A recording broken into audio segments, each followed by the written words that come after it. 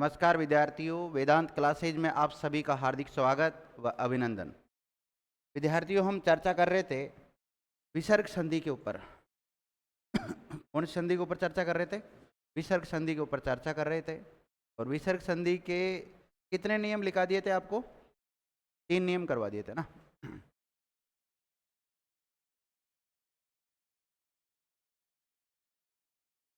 विसर्ग के हम 3 नियम कर चुके हैं। 3 नियम कौन कौन से कर चुके हैं? एक तो विसर्ग से पहले अ या आ हो, और विसर्ग के बाद में यदि कोई सगोश व्यंजन आ जाए। क्या आ जाए? सगोश व्यंजन आ जाता है, तो ऐसी स्थिति में अ आ और विसर्ग इनका मिलके क्या हो जाता है? ओ हो जाता है। ये वाला नियम लिख लिया था हमने। दूसरा नियम ये था कि यदि इस विसर्ग से पहले अ या आ हो, क्या हो? अ या हो, और विसर्ग के बाद में यदि अ स्वर आता है तो इस अ का क्या हो जाता है? लोप हो जाता है। नहीं तो इसकी जगह पर यह उग्र चिन्ह लगा दो। दूसरी बात, इस अ आ के स्थान पे क्या हो जाता है? ओ हो जाता है। क्या हो जाता है? ओ हो जाता है। 2 नियम हो गए थे। तीसरा नियम यह था कि प्लस के पहले विसर्ग और विसर्ग से पहले क्या हो? अ आ हो, और उसके बाद में इस अ के अलावा कोई सा भी स्वर आ जाए। अ के अलावा अगर कोई स्वर आता है तो ऐसी स्थिति में इस विसर्ग का क्या हो जाता है? लोप हो जाता है। लास्ट क्लास में हमने ये 3 नियम पढ़ लिए थे और तीनों के उदाहरणों की प्रैक्टिस भी कर ली थी। आगे नियम देखते हैं। अब अगला नियम कौन सा आता है?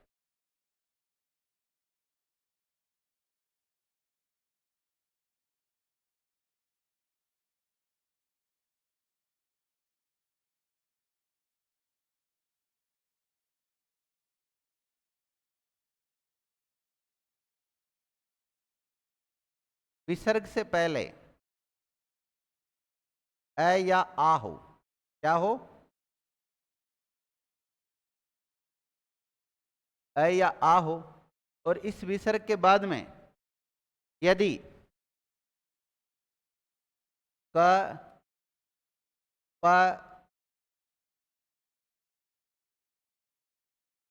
ख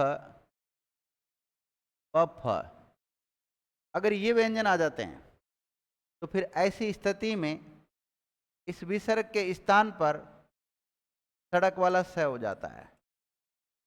क्या हो जाता है? सड़क वाला स हो जाता है। जैसे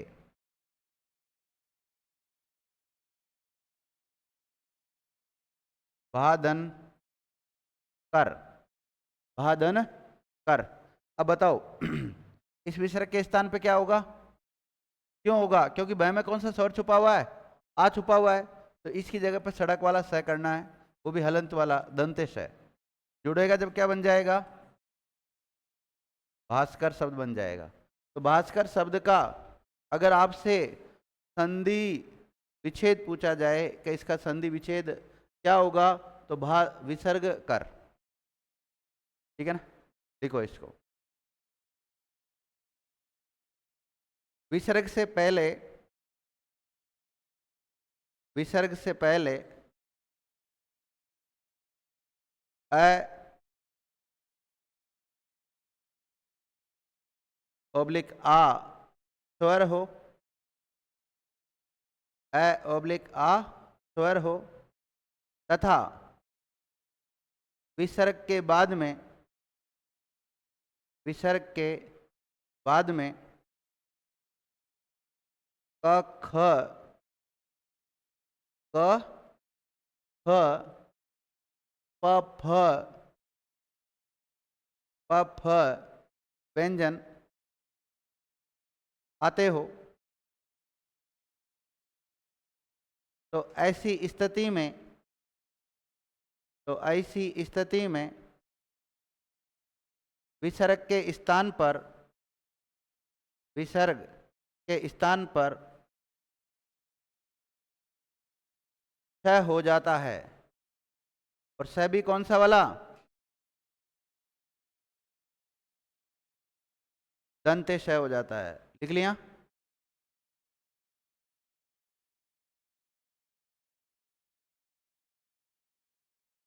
इसका उदाहरण लिख लो, ये वाला।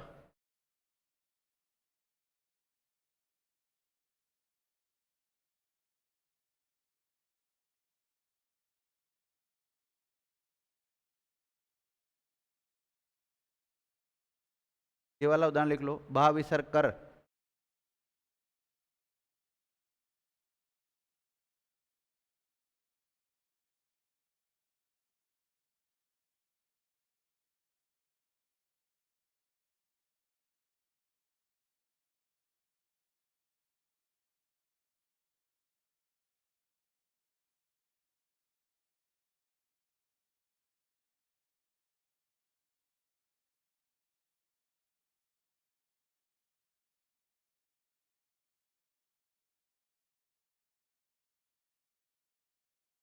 एक मिनट, रहे है यहाँ पे।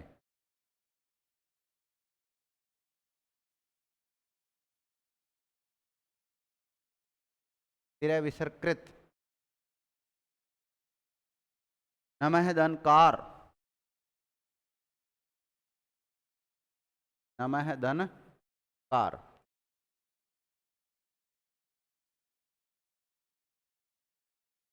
नमः धनकार।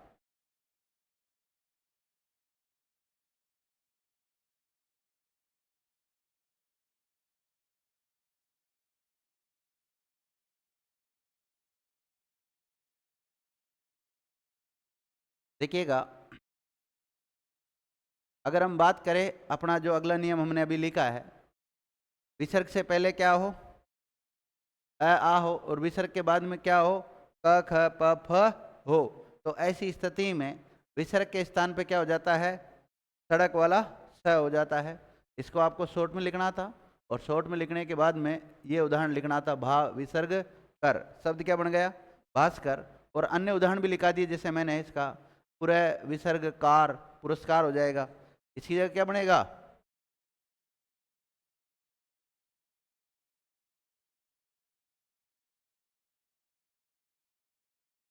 पुरस्कार शब्द हो जाएगा। इसकी जगह क्या हो जाएगा, श्रेयस्कर हो जाएगा। और इसकी जगह क्या हो जाएगा, अरे ये क्या लिख दिया, ये शब्द नहीं, परी नहीं है, पति है ये। क्या है, पति। तो बृहस्पति बन जाएगा। क्या बनेगा, बृहस्पति, पति था ये। और तिरय धनकार का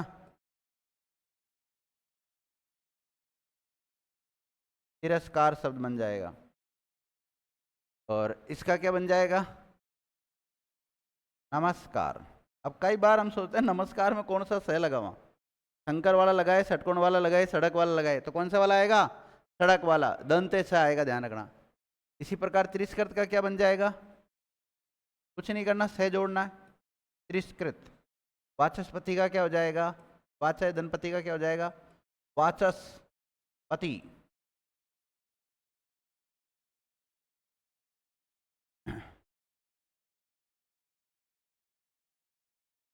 लिख लिया। विसर्ग संधि के मैं 4 नियम लिखा चुका हूं आपको। कितने, 4 नियम लिखा दिए। और मैंने कल आपसे ये भी कहा था कि स्वर संधि और व्यंजन संधि के नियम याद भी होने चाहिए, और विसर्ग और होते ही तो फिर विसर्ग के नियम भी याद हो जाने चाहिए। तो लगभग 48, 49, 50 के आसपास नियम हो जाते हैं। जितने भी नियम लिखा है वो सारे नियम आपको अगर याद हो जाते हैं, और हिंदी की संधि के नियमों की के साथ साथ अगर आप उदाहरणों की प्रैक्टिस कर लेते हैं, फिर आपका संधि टॉपिक में जो डर था वो हमेशा के लिए ख़त्म हो सकता है। बाकी आप सोचो कोई शॉर्टकट तरीके से संधि पढ़ लें, तो वो संभव नहीं है। आपको डिटेल से पढ़ना ही होगा, और ऊपर तरीके से पढ़ना होगा। आपको पता है कितनी सारी क्लासें हो चुकी है इस पर, बहुत सारी क्लासें हो चुकी है ना।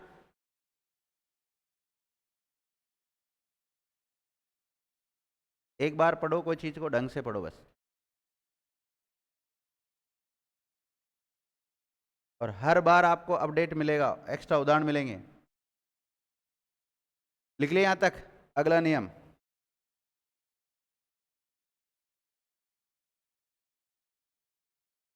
ध्यान देना। विसर्ग से पहले, अभी क्या आ रहा था इससे पहले, ई या ऊ हो, विसर्ग से पहले क्या हो, ई या ऊ हो, और विसर्ग के बाद में क, अभी क्या लिखा था आपने, क ख प फ, और मैं नहीं लिखा था वहां पर, है ना, यहाँ पे लिख लेना। लेकिन ध्यान देना, अगला नियम अपना यह है कि विसर्ग से पहले ई यू हो। अभी चौथा नियम जो मैंने आपको लिखाया था तो उसमें अ आता विसर्ग से पहले, बाकी सारी बातें सेम थी, एक्स्ट्रा इसमें मैं जुड़ गया, इतना ही चेंज है ना। देखो आप इससे जस्ट पहले वाला नियम देख लो आप, यहाँ विसर्ग से पहले अ आ होगा, और यहाँ पे क्या है, क ख प फ तक तो ठीक है, वहां तक राइट है, लेकिन मैं और जुड़ गया इसमें। तो ऐसी स्थिति में इस विसर्ग के स्थान पर षटकोण वाला स हो जाता है, वो भी हलंत वाला। क्या हो जाता है, षटकोण वाला स हो जाता है। जैसे ध्यान रखना,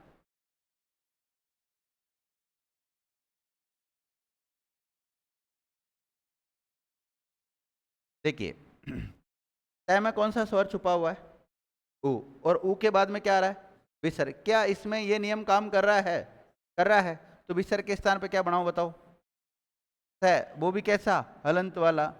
जोड़ेंगे जब क्या बनेगा, चतु, आधा स और कोण, बढ़िया, चतुष्कोण।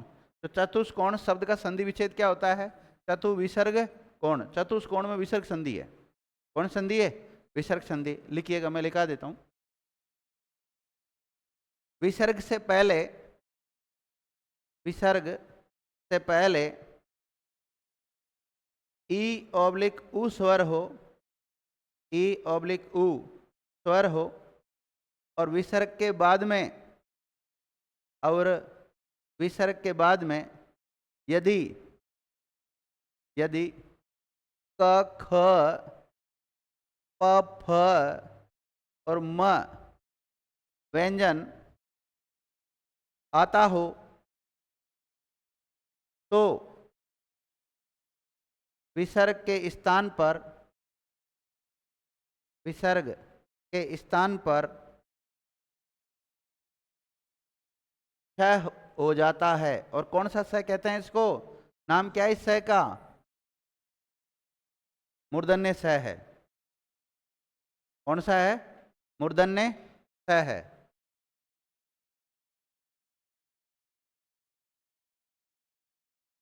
मूर्धन्य स होता है।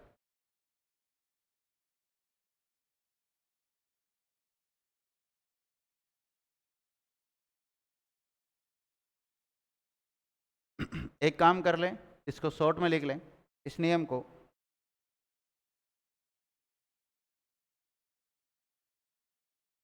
और शॉर्ट में लिखने के बाद में इसका ये उदाहरण लिख लो, और जैसे उदाहरण कंप्लीट हो जाए मुझे बता दो, अगले उदाहरण लिखा दूंगा मैं।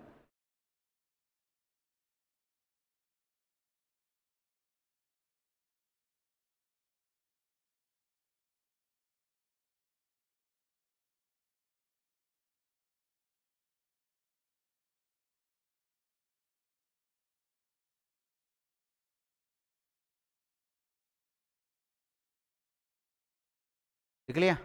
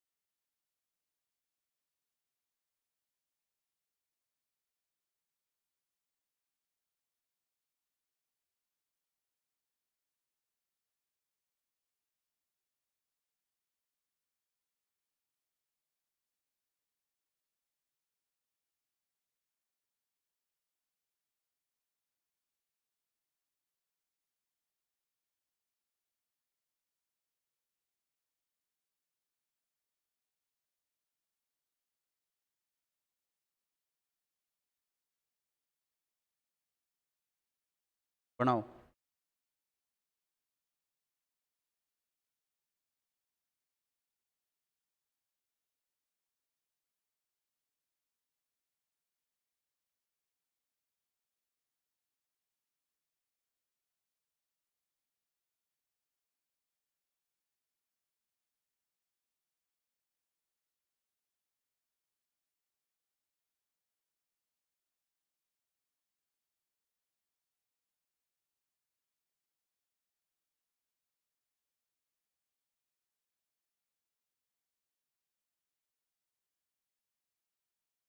आपसे पूछा जाए आविष्कार शब्द में कौन सी संधि है?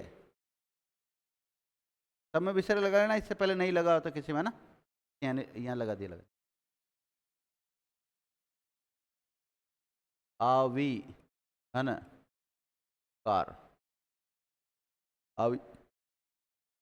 आविष्कार।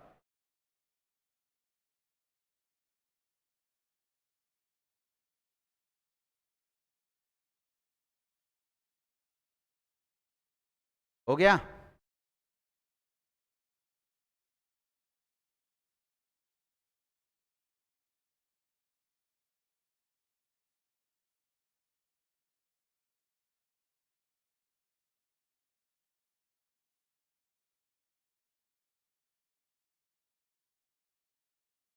हाँ बोलो। वही विसर्ग कार का क्या बनेगा? कुछ नहीं, षटकोण वाला सेल आना है विसर्ग के स्थान पे, बहिष्कार। इसका क्या हो जाएगा? दुष्कर्म हो जाएगा। क्या हो जाएगा? दुष्कर्म हो जाएगा। इसका क्या हो जाएगा? दुष्फल हो जाएगा। इसका क्या हो जाएगा? ज्योतिषमति। इसका क्या हो जाएगा? वायु नहीं है, वपु है, वपुष्मान का चतुष्पथ। इसका चतुष्पथ का मतलब चौराहे के लिए आता है, 4 पथ आते हैं ना, पथ मतलब रास्ता होता है, और पद मतलब पैर होता है। ये चतुष्पद ये जानवर के लिए आता है, जानवर के होते हैं ना, 4 पैर होते हैं इसलिए। इसका क्या हो जाएगा?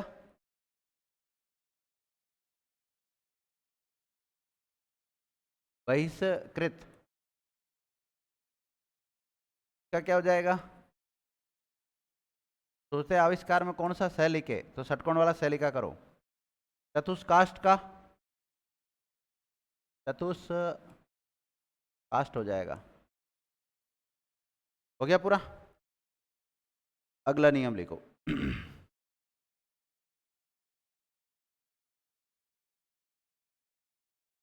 अगला नियम ध्यान देना, ये विसर्ग है। क्या है ये? विसर्ग। इस विसर्ग से पहले आ के अलावा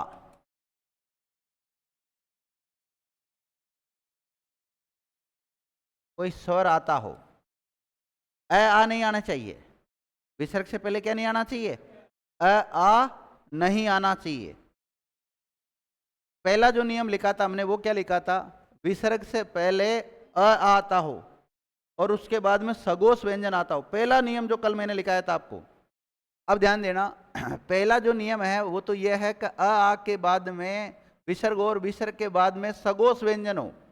पहला नियम कल यही तो लिखाया था, सगोष व्यंजन हो। लेकिन यहां देखो मैं क्या लिख रहा हूं, वर्ण लिख रहा हूं। वर्ण का मतलब उसमें व्यंजन और स्वर दोनों शामिल है। ध्यान रखना, अपना ये जो छठा नियम आ रहा है, छठे नंबर पे छठा आ रहा है, 7वां आ रहा है? छठा आ रहा है। हालांकि क्रम आपको याद नहीं करना होता, केवल नियम याद करना होता है, कौन सा नियम होता है। यानी कि विसर्ग से पहले आ के अलावा कोई सा भी स्वर आ जाए, विसर्ग से पहले आ के अलावा कोई सा भी स्वर आ जाए, और विसर्ग के बाद में यदि सगोष वर्ण आ जाए। यहां सगोष वर्ण का मतलब क्या है? सभी वर्गों का तीसरा, सभी वर्गों का चौथा और सभी वर्गों का 5वां वर्ण। सभी वर्गों का तीसरा वर्ण कौन सा होता है? गजड़दब, ग ज ड द ब, ये होता है। सभी वर्गों का चौथा गजड़दब, घ झ ढ द भ। और सभी वर्गों का पंचम वर्ण कौन सा होता है? उंग य ण न म, ये होते हैं। इसके अलावा आपको पता है तीनों से तो किस में चल जाते हैं? अगोश में। और बाकी ह किस में चला जाता है? सगोश में चल जाता है। और जितने भी अंतस्थ व्यंजन होते हैं वो सारे किस में जाते हैं? सगोश में जाते हैं।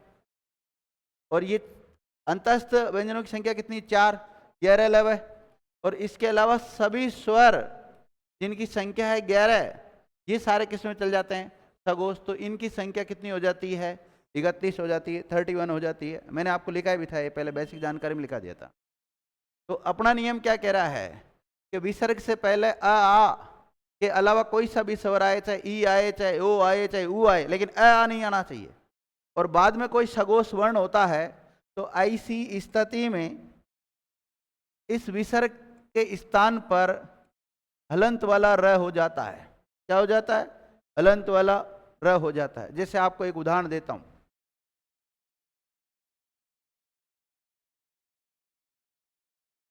नी विसर्ग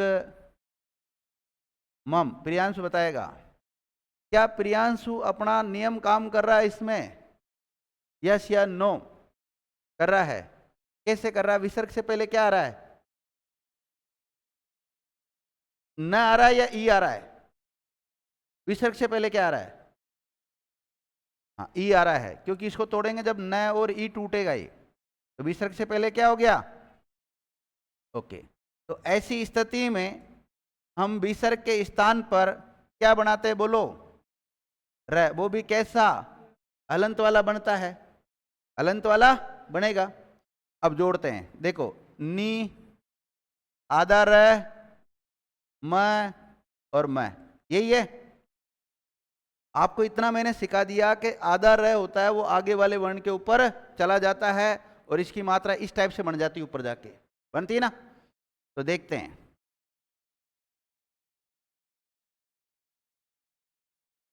शब्द क्या बन जाएगा? निर्मम। शब्द क्या बन जाएगा? निर्मम बन जाएगा विद्यार्थी। पांचवा नियम है, काम कर रहा है ना? हाँ हाँ, बिल्कुल कर रहा है, आपकी बात सही है।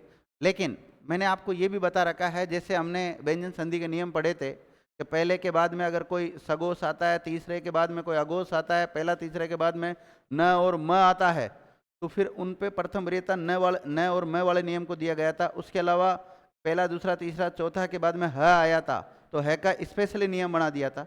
इसी प्रकार इसका भी अलग से नियम है, यानी कि निस्मम शब्द नहीं होता है, शब्द होता है निर्मम। व्यवहार में शब्द कैसा बनता है? शब्द भंडार आपके पास होना चाहिए, शब्द कोश आपका मजबूत होना चाहिए, तब जाके कंसेप्ट क्लियर होता है। हिंदी में जो भी नियम बना रखे हैं वो 100% लागू नहीं होते हैं, लेकिन 99.99999% तक लागू हो सकते हैं, लेकिन 100% नहीं कह सकते हम। तो कभी कभी कोई आ जाता है थोड़ा बहुत तो निर्मम हो जाए। चलो, बहन जी ने मेरा पहला ही सवाल को गलत करवा दिया। चलो मैं दूसरा उदाहरण दूंगा आप।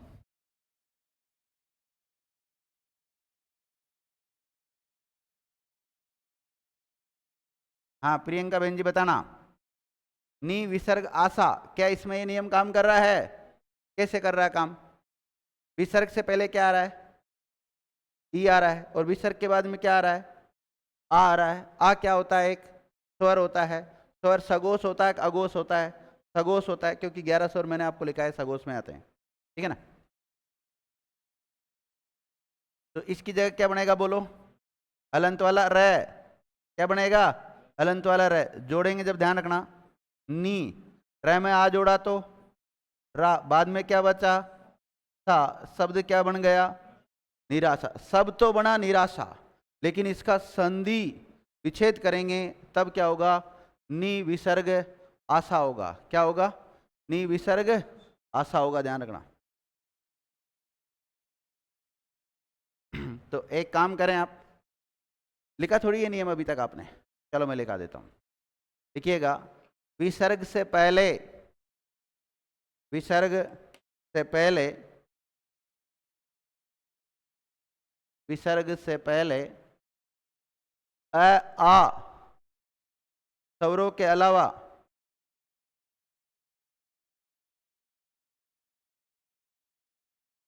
विसर्ग से पहले अ आ स्वरों के अलावा कोई सा भी स्वर आता हो, कोई सा भी स्वर आता हो, कोई सा भी स्वर आता हो तथा विसर्ग के बाद कोई षगोष वर्ण आता हो, षगोष वर्ण आता हो तो विसर्ग के स्थान पर हलंत वाला र हो जाता है। आपको केवल र लिखना है, हलंत लगा देना, उसके र वाला हलंत हो जाता है। ये तो हो गया छठा नंबर का जो नियम आपको लिखा है मैंने, विसर्ग संधि की इसकी थ्योरी। अब आप एक काम कर सकते हैं, इसी नियम को शॉर्ट में लिख सकते हैं। ये वाला अ आ के अलावा स्वर, विसर्ग, फिर सगोष वर्ण। और सगोष वर्ण का मतलब क्या है? सभी वर्गों का तीसरा, चौथा, पांचवा वर्ण है, अंतस्थ और सभी स्वर। हाँ बहन जी, स्वर बोलो, 11 कौन कौन से होते हैं? री री, वापिस बोलो।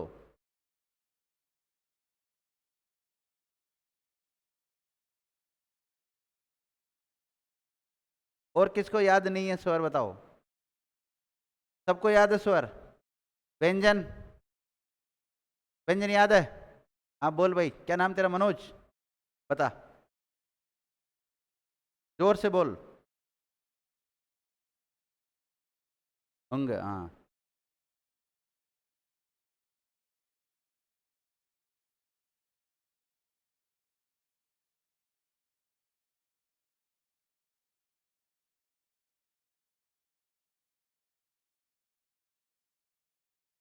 हाँ है, कहाँ गया? है, हाँ। संयुक्त वर्ण कितने होते हैं? 4, कौन कौन से हैं? और अंतस्थ 11 11।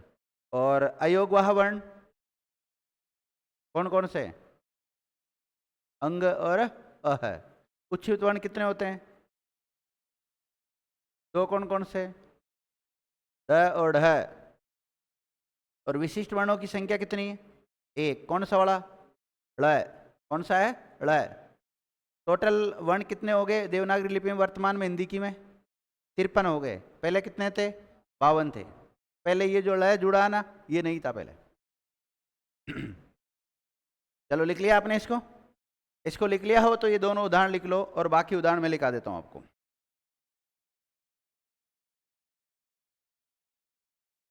इसका मतलब पढ़ते तो हो आप लोग, अच्छी बात है। इस एज में अगर आपने ध्यान दे के पढ़ना चालू कर दिया ना, तो आपको नौकरी लगने से कोई भी नहीं रोक सकता। कोई भी, हिंदुस्तान की कोई भी ऐसी एजेंसी नहीं है जो आपको नौकरी नहीं देगी। लेकिन अगर इस एज में आके लापरवाही कर दी, तो हिंदुस्तान की ऐसी कोई एजेंसी नहीं है सरकारी जो आपको नौकरी दे सके। इसलिए लापरवाही करनी नहीं है इसमें। कभी कभी मन करता होगा ना, घूमने चलते चौपाटी, कभी कभी करता है ना? मत जाया करो, रूम से डायरेक्ट लाइब्रेरी, कोचिंग, इसके अलावा कहीं मत जाओ। चौपाटी पे तो नौकरी लगने के बाद ही घूम लेना। और कई बढ़िया बढ़िया जगह चौपाटी से भी बढ़िया है। भारत में कई जगह है, और भारत में नहीं तो विदेशों में भी घूम सकते हो। सभी विद्यार्थियों ने उतार लिया?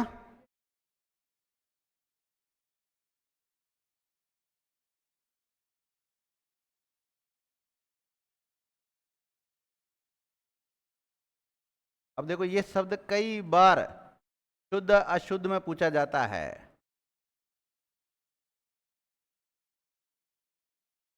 एक जैसे हम सामान्यतः शब्द लिखते हैं, इस संधि मत करो, वैसे लिखो। आशीर्वाद शब्द लिखते हैं हम, तो आशीर्वाद कैसे लिखते हो? ईमानदारी के साथ लिखो। अभी तो मैंने सिखा दिया आपको थोड़ा बहुत आशीर्वाद लिखना। हाँ, अब देखो वास्तव में तो देखो इसके नीचे क्या, इसका क्या बनेगा? हलंत वाला र बनेगा और शब्द बन जाएगा आ सी आधा र वा द। और जब मानक रूप में इसको लिखेंगे तो आशीर्वाद माय जाएगा, वह के ऊपर जाएगा डंडा। ये तो हो गया अभी हम संधि नियमों के अनुसार सीखें तब, लेकिन इससे पहले कई विद्यार्थी ऐसे आशीर्वाद लिखते, देखो मेरे जैसे कई स्टूडेंट आते हैं तो आशीर्वाद ऐसा भी लिख देते हैं, लिखते हैं, कई कोशिश करते हैं यार बड़ा लगा देते हैं, आशीर्वाद लगाते कि नहीं लगाते? ऐसा ही लिखते हैं ज़्यादातर। तो पहले कैसे लिखते थे? ऐसा ईमानदारी के साथ किसने लिखा है पहले? आपने, वेरी गुड, ईमानदार स्टूडेंट। और आपने भी ऐसा ही लिखा है, सबने पीछे वालों ने भी ऐसा ही लिखा है। ऐसा ही लिखते हैं जो कि गलत है। ये जो अपनी ईमानदारी है अच्छी बात है, इसको कैंसिल करो। अब ईमानदारी के साथ कौन सा लिखना है? ये वाला लिखना है हमेशा। शब्द शुद्धि में भी पूछा जाता है और संधि में भी पूछा जा सकता है। आशीर्वाद शब्द में कौन सी संधि है? अब आप तो इसको क्या उच्चारित करोगे? आशीर्वाद, आशीर्वाद ही तो हुआ ना भाई। अगर आप इसको लिखना चाह रहे हो तो इसको कैसे लिखोगे आप? इसका मतलब तो यही हुआ। तो रह तो पहले ही बोलना पड़ेगा, आशीर्वाद हुआ है तो। लेकिन शब्द क्या होता है? आशीर्वाद। कई बार होता है ना आशीर्वाद समारोह वगैरह होते हैं शादी हो जाती है उसके बाद में रिसेप्शन जो करते हैं उसको क्या बोलते हैं? आशीर्वाद समारोह ही बोलते हैं उसको। तो उसमें आशीर्वाद आता है, वो ये आता है। अब अगर आप किसी को आशीर्वाद देते हो तो आप तो आशीर्वाद देते हो, आप आशीर्वाद नहीं देते हो। आशीर्वाद अगर ये देंगे तभी तो वो फलित होगा। जैसे आप मंदिर जाते हो, मंदिर में जाके ईश्वर से कहते हो, ए ईश्वर मेरी मनोकामना पूर्ण करो, बोलते हो ना? नहीं बोलते हो तो भी एक शब्द होता है मनोकामना। तो शब्द मनोकामना नहीं होता है, शब्द क्या होता है? मन है कामना होता है। ये मतलब ऐसा कोई शब्द ही नहीं है। मनोकामना शब्द हम जो लिखते हैं वो गलत लिखते हैं, है ही नहीं मनोकामना शब्द। बल्कि इसके स्थान पे कौन सा शब्द है? मन कामना शब्द है। इसी प्रकार आपने देखा होगा एक शब्द आता है, कई बार सरकारी विभाग से भी कोई लेटर जारी होता है, एप्लीकेशन आती है, उपरोक्त विषय में निवेदन है कि, लिखते हैं ना कई बार, सेवा में श्रीमान फलाना जो भी है, और फिर लास्ट में लिखते हैं विषय वगैरह जो भी, और फिर नीचे महोदय के बाद में लिखते हैं उपरोक्त विषय में निवेदन है कि। एक शब्द लिखते हैं हम उपरोक्त। उपरोक्त का मतलब होता है ऊपर कही गई बात के लिए आता है, तो उपरोक्त शब्द होता ही नहीं है। शब्द है ऊपरी, धन, उक्त, और शब्द बनता है इससे उपरयुक्त शब्द बनता है। और उपरयुक्त का मतलब होता है, उक्त मतलब कहना, ऊपरी मतलब ऊपर, ऊपर कही गई बात के लिए जो शब्द हम उपरोक्त शब्द लेते हैं वो गलत है। उसकी जगह क्या शब्द आना चाहिए? उपयुक्त शब्द आना चाहिए। यण स्वर संधि का उदाहरण है, इसका है यण स्वर संधि का उदाहरण। हो सकता है मैंने यण संधि में आपको लिखा भी होगा ये शब्द। तो अपना जो चल रहा है विसर्ग संधि का छठा नियम चल रहा है, छठे नियम के अनुसार ये सारे लिख लिया आप लोगों ने, और उदाहरण लिखा दूं?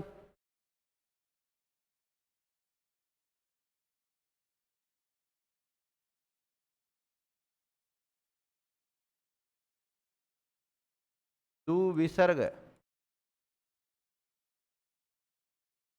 उपयोगी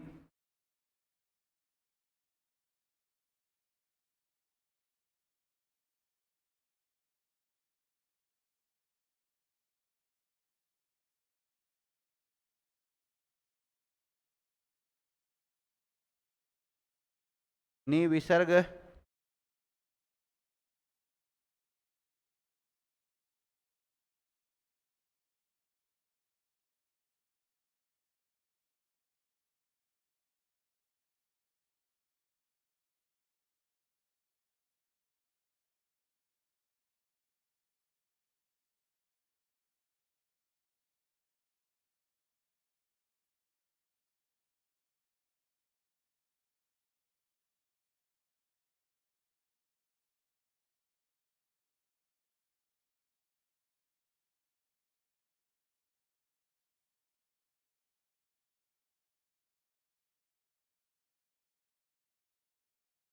यजुधन वेद भी होता है,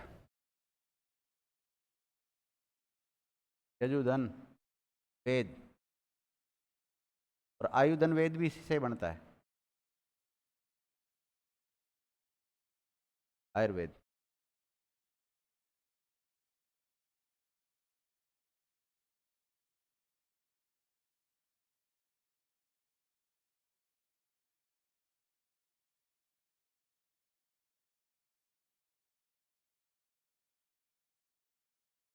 क्लियर?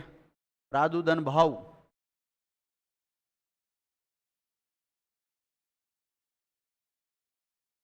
प्रादुधन भाव, यजुधन विद्या,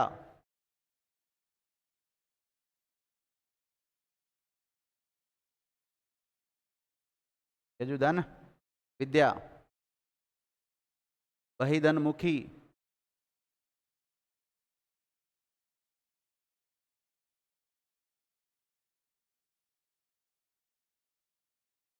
बहिधन मुखी, बहिधन एकता,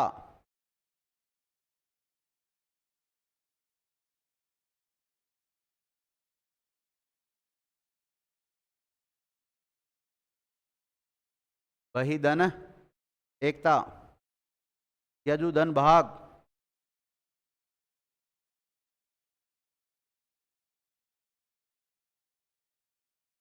यजु विसर्ग भाग,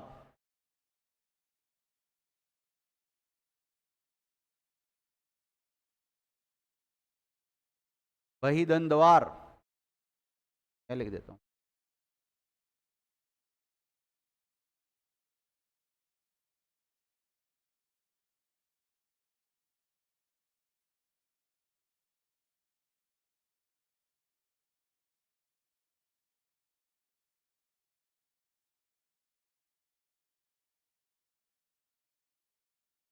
धनु प्लस विद्या,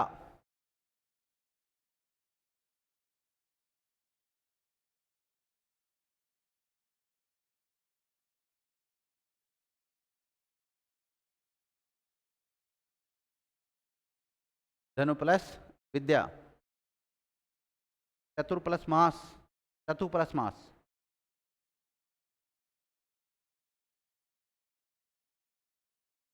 चतु प्लस,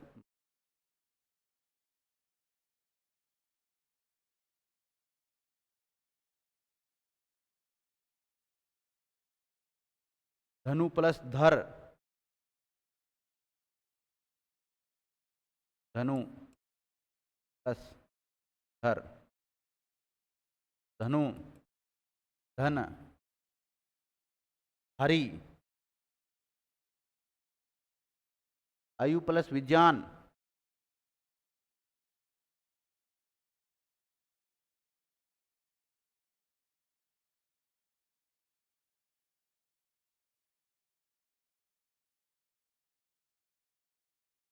धनु प्लस ज्ञान,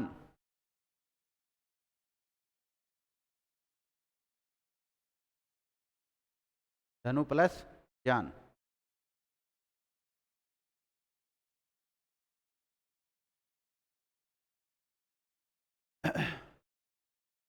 लिख लिया? बन रहे सारे? वही विसर्ग, द्वंद्व,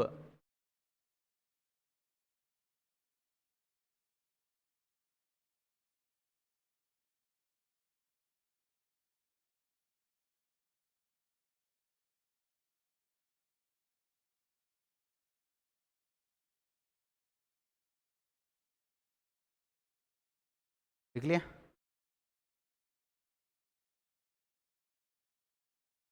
धनु विसर्ग बाण,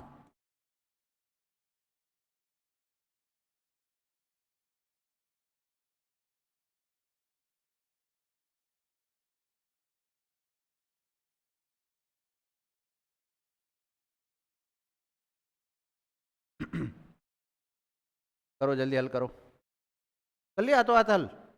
सबने कर लिए? गुड।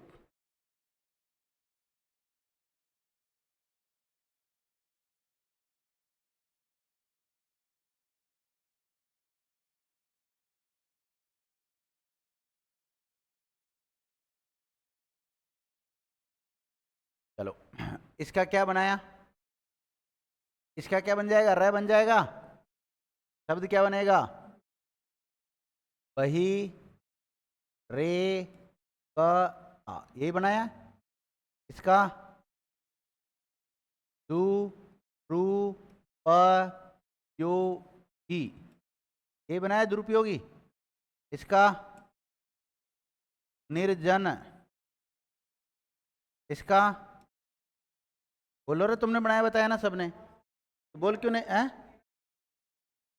अच्छा दिख नहीं रहा, नी विसर्ग आधार का निराधार, वही प्लस अंक का वही, रंग दुधन बोध का दुर्बोध, रैक का डंडा चल जाएगा ऊपर है ना। इसका ज्योति ज्योतिर्युक्त,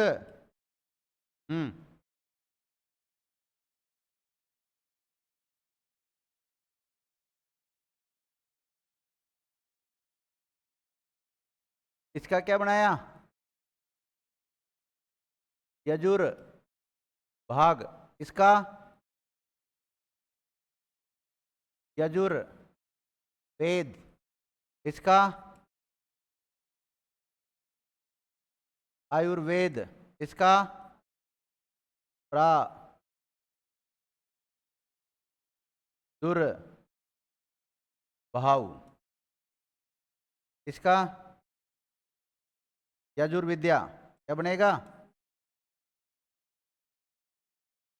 यजुर्विद्या शब्द बन जाएगा। क्या बन जाएगा, यजुर्विद्या। बहिधनमुखी का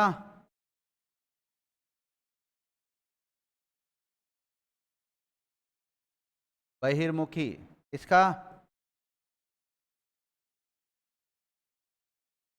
बहिर्द्वार, इसका धनुर्विद्या, क्या बन जाएगा, धनुर्विद्या। इसका बहिर्द्वंद, इसको ऐसा लिखना है, बहिर्द्वंद्व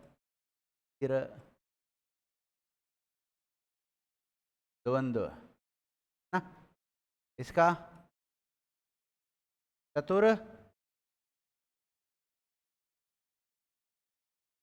मास, इसका धनुर्धर, इसका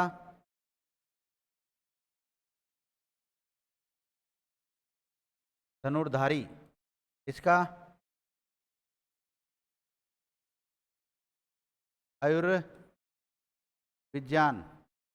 इसका धनुर्ज्ञान, का धनुर्बाण। और ही बच गया क्या, ठीक है, ये हो गए सारे। तो विसर्ग संधि का छठा नियम भी क्या हो गया आपका, कंप्लीट हो गया। तो 6 नियम पढ़ लिए हमने विसर्ग संधि में, ठीक है। तो आज समय इससे ज़्यादा इजाज़त नहीं देगा अपने को पढ़ने की, कल कोशिश करेंगे विसर्ग संधि को कंप्लीट कर देंगे। हैं, हाँ मरण हो जाएगा।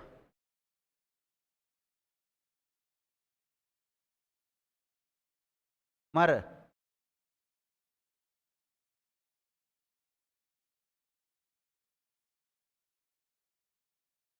उसमें ये लिखा था मैंने, हलन तो आना जरूरी है ना, फिर दोनों तरफ अगर स्वर आ जाएगा तो फिर तो स्वर संधि हो जाएगी ना। तो उसमें फिर इस न का ही तो न करना था अपने को, न करने वाली में लिखा होगा ना, में ऐसा होता है, ठीक है। और कोई किसी का क्वेश्चन नहीं है, क्लास ऑफ कर दूँ आज की, ठीक है, धन्यवाद विद्यार्थी।